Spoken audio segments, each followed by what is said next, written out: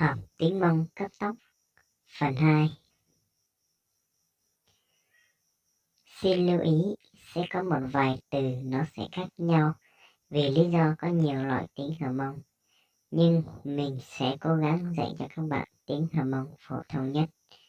Xin cảm ơn.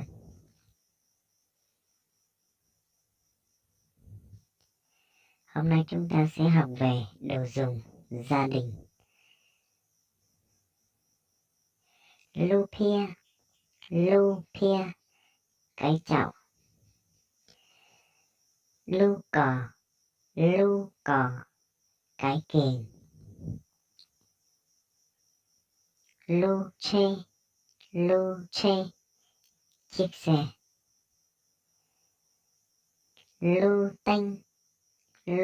tanh, cái đèn. Lu thông, cái xô. Lu cầu, cái ô. Lu đị, cái chén hoặc cái bát. Lu kho, cái ly. Lu pa, cái tô. Lu ta, cái rổ. Tay trầu khi nhia, sọt rác. Lu trong, cái bàn. Lu tò, cái ghế. Dự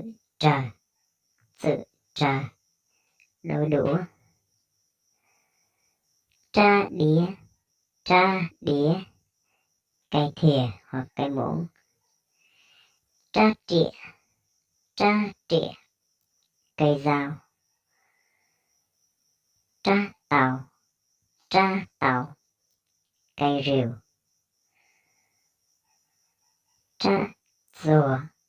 Tra rùa, cây rửa. Lu trầu, cái búa. Lu lầu câu, cái nồi. Và còn một vài món khác như là các thứ tủ, tivi, bếp ga, thùng phi, máy quạt, vân vân. Những thứ này thì dùng chung một kiểu phát âm như tiếng Việt, nhưng chỉ áp dụng được cho người Mông ở Việt Nam thôi nhé.